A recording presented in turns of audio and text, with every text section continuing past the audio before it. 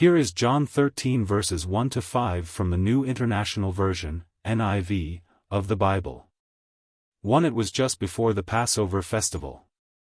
Jesus knew that the hour had come for him to leave this world and go to the Father.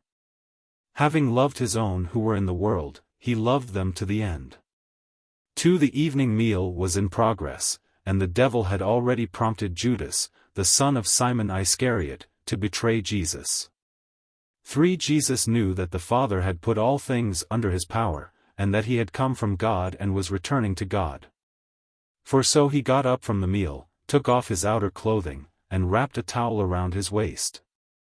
5. After that, he poured water into a basin and began to wash his disciples' feet, drying them with the towel that was wrapped around him.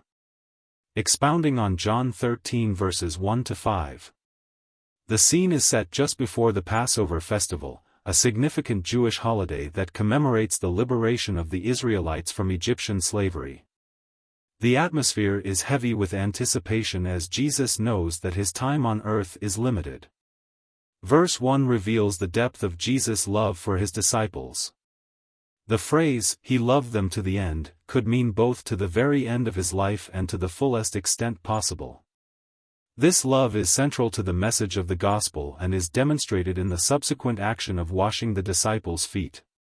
Verse 2 introduces the shadow of betrayal. Judas Iscariot, one of Jesus' own disciples, is tempted by Satan to betray him. This introduces the contrast between the darkness of betrayal and the light of love and service that Jesus exemplifies. Verse 3 emphasizes Jesus' awareness of his divine mission and origin. Despite the profound power and authority given to him, Jesus chooses a path of humility and service. Verses 4 and 5 depict a symbolic and unexpected act. In the culture of that time, washing the feet of guests was a task typically assigned to the lowest of servants, given that feet would be dusty and dirty from walking on unpaved roads. By taking on this role, Jesus turned societal expectations upside down, emphasizing that true greatness in the kingdom of God is found in serving others. In essence, this passage captures the heart of Jesus' ministry. He consistently demonstrated that love, humility, and service are at the core of his message. By washing the disciples' feet, he was not only providing a tangible example of humble service but also foreshadowing the ultimate act of love and sacrifice he was about to perform on the cross.